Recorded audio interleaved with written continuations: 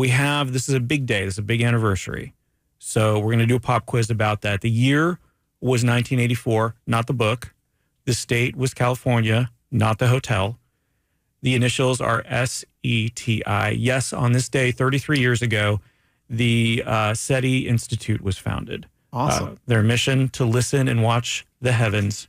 Watch for the heavens? Watch the heavens? Trying to find intelligent life, hence the name Search for Extraterrestrial Intelligence. So guess what the theme of this quiz is going to be? Aliens. Exactly. So Perfect. Let's start with an easy one. E.T. or Avatar? Oh. Which one? E.T. Okay. I mean, yeah. I'm going to be scoring you over here. So that's one you got right. Okay. Along with monitoring the heavens for messages, some groups are actively broadcasting out. So they just sent out a message. One of these groups just sent out a message to, I want to get the name right, GJ273, also known as Luton Star. It included some basic math, some music, and a couple of other things. If there are aliens there, what would be the best comeback for them to send back once they get this message? Would it be A, TLDR, B, hashtag send pics, or C, new planet, who dis? Oh, I got to go with new planet, who dis. Yeah, I think that would be good. So we won't hear back. It's 12 light years away, so we probably won't hear back until 2042 or so.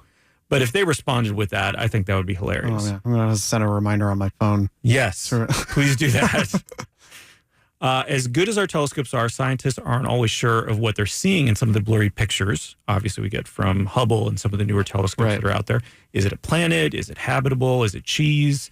What is one way scientists are trying to get a better idea of what those blurry images represent? Are they A, taking photos of Earth from really far away and comparing it to pictures of other potential planets? B, shooting smart lasers at the planet to see what kind of signal bounces back? Or C, just paying for Cinemax instead of trying to make out the action in the scrambled picture? I'm going to go with B, the laser shooting. The lasers. It is actually A. They're taking photos of Earth from farther away to go, okay, if this is what Earth looks like from this distance, maybe this planet is habitable. Oh, man, I really wanted the laser thing to be true. Yeah, I did like the Cinemax one. Out of all the things that aliens have helped build on Earth over the years, which is your favorite?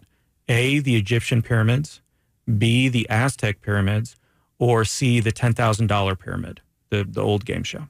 I'm going to go with A. I think Egyptians? Those, the classics are classics for a reason. Great. Egyptian pyramids all the way. Yeah, and they're finding all sorts of secret. They just found like a new secret room in one of them, so I'm curious to see if they have any alien artifacts in there. Scientists recently found a star that has a potential habitable planet orbiting it. It's only 11 light years away. The star is named Ross 128, and the planet is known as Ross 128b. Obviously, we're not looking at these names very effectively. It's more likely than other recent discoveries to be habitable because the star in question is not sending out deadly waves of radiation at the planet. So assuming we could get there and it is habitable, who would be the best spokesperson for the trip and for colonizing Ross 128b? Would it be Portia de Rossi of Arrested Development, Emmy Rossum of Shameless, or David Schwimmer of Friends? So for Ross 128b. I mean, David Schwimmer, I think, has a leg up here because he played Ross. Yep. So I'm gonna go with David Schwimmer on that one. All right. And extraterrestrials and Earth. I'm sorry. Let me just score you. That is the right answer, by the way. Oh, thank goodness. So I just want to make sure I'm scoring you correctly. Extraterrestrials and Earth in pop culture, there are a few themes that tend to repeat. They're invading Earth by force. They're sneaking onto Earth and invading us, pretending to be our friends. And then they're the ones that they get stranded on Earth. So we see that all the time. E.T. is a really good example of that.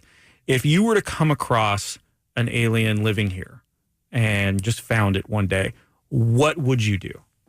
What do you mean if I come across? Oh, you mean when? When? Okay, when you come across an alien living here, what would you do?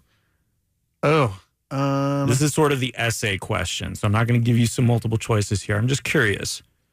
You come across an alien, let's say it doesn't look that human. How much do you freak out? I mean, if I know myself at all, probably a good deal. Okay. Probably. If I know myself at all, yes, I freak probably out. a good freak out. I mean, when I find like a lizard in my house, I'm like, oh gosh, now what? Oh, okay. So if I came across a non-humanoid extraterrestrial, especially a reptilian one, I think would be pretty interesting for you. Oh man, one of my, this is not to go off topic here, but there was the great Michael Crichton book Sphere. Oh yeah, talked about this theory in which human beings only think about aliens they can only think about them in terms that they understand.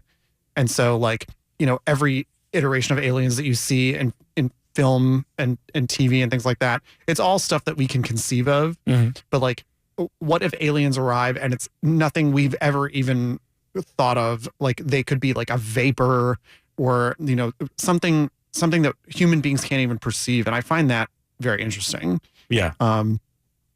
But I don't know why I want to throw that out there. I don't know. This alien thing, I'd probably try to maybe coax it with like a treat and a sweet, like a sweet voice, maybe like a, the way you would lure a cat. Yeah. And then see how it reacts.